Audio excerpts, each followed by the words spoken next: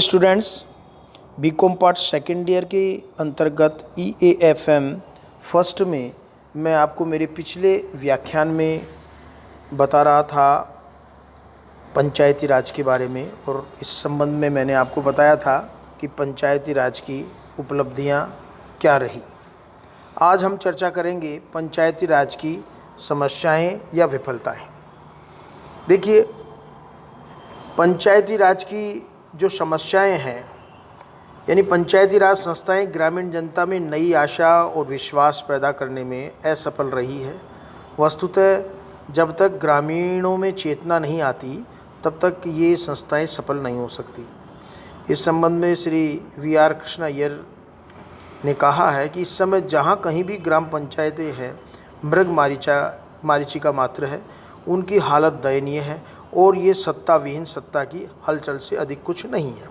वहाँ कोई विकेंद्रीकृत लोकतंत्र नहीं है और नौकरशाह उन्माद में डूबे तुच्छ खुशामदी चुने हुए सदस्यों पर हुक्म चलाते हैं। राज्य सरकारें अपने राजनीतिक स्वार्थों के आधार पर कानूनी आड़ लेकर पंचायतों को भंग कर देती है। तो पंचायती राज की कुछ समस्याएं या विफलताएं हैं, वो इस प्रकार से हैं। जैसे नंबर 1, संवैधानिक प्रावधान का अभाव, लैक ऑफ कॉन्स्टिट्यूशनल प्रोविजंस।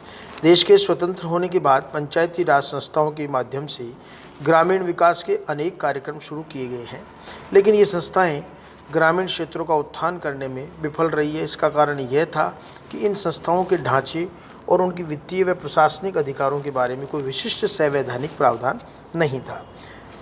पंचायती राज संस्थाएं राज्य सरकारें और उनके नौकरशाही तंत्र की दया पर ही निर्भर है, और नौकरशाही संस्थाएं हमेशा ग्रामीण संस्थाओं के अधिकारों को छीनने के लिए तत्पर रहती है। तो ये एक बहुत बड़ी समस्या या विफलता हम कह सकते हैं। इसी तरह से दूसरी जो महत्वपूर्ण विफलता वो है राजनीतिक इच्छा शक्ति का अभाव। पंचायती राज की दूसरी समस्या है विफलता इन संस्थाओं के साथ अधिकारों को बांटने की राजनीतिक इच्छा शक्ति का भी अभाव रहा है। तो ये भी एक महत्वपूर्ण समस्या है। इसी तरह से विशिष्ट वर्गों को ही लाभ। पंचायती राज संस्थाएं उन्हीं कार्यों को करने में रुचि लेती है जिनके लिए सरकार द्वारा आर्थिक अनुदान दिया जाता है। उस अनुदान का लाभ गाँव के प्रभावशाली तथा समृद्ध लोगों ने ही उठाया है। अतः पंचायत एक विशेष वर्ग के हितों की पूर्ति करने तक ही सीमित रह गई। इससे वर्ग संघर्ष की स्थिति उत्पन्न हो गई है।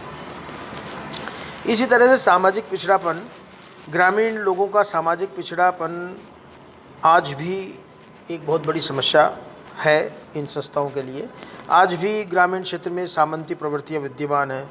सूदखोरी, जातीय सांप्रदायिक टकराव तथा सामाजिक और सांस्कृतिक पिछड़ापन पंचायती राज संस्थाओं के प्रभावहीन रहने में और सहायक हुआ है। दलगत राजनीति भी एक महत्वपूर्ण जो है समस्या है, विफलता है।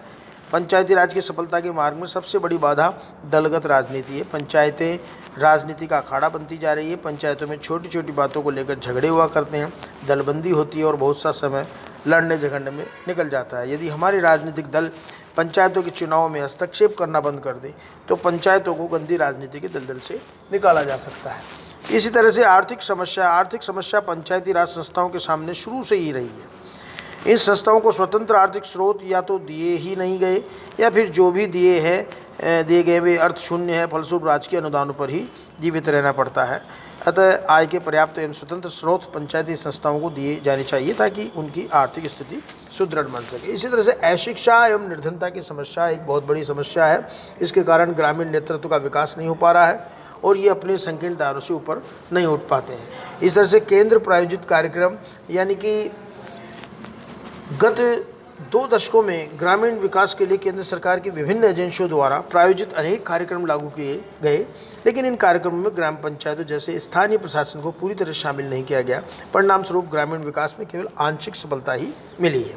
प्रशासनिक तंत्र का अभाव, समुचित प्रशासनिक तंत्र के अभाव में ग्राम पंचायतों को सौंपे हुए ग्रामीण विकास के अनेक कार्यक्रम कारगर ढंग से लागू नहीं हो पाए हैं।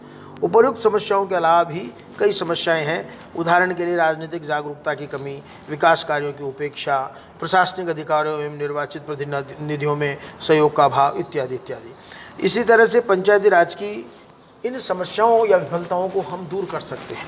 कुछ उपाय या सुझाव अगर प्रॉपर तरीके से उनको क्रियान्वित किया जाए तो ये समस्याएं दूर हो सकती है। जैसे पंचायती राज संस्थाओं के ढांचे और उनके वित्तीय व प्रशासनिक अधिकारों के बारे में जो संवैधानिक प्रावधान किए गए हैं उन्हें कठोरता से लागू किए जाए। इस तरह से व्याप्त गुटबंदी को समाप्त करना चाहिए पंचायतों में।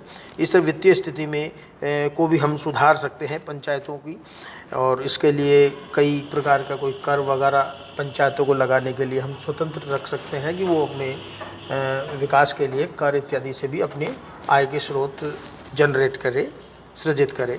इसी तरह से आपके पंचायतों के निर्वाचित प्रतिनिधियों को प्रशिक्षण दिया जाना चाहिए। राज्य सरकार द्वारा पंचायती राज संस्थाओं को मनमाने ढंग से भंग करने के अधिकार पर कानूनी प्रावधानों के द्वारा अंकुश लगाया जाना चाहिए। तो इन सब सुझावों को हम अपनाकर पंचायती राज की स्थिति को और हम सुदृढ़ कर सकते हैं। थैंक यू, धन्यवाद।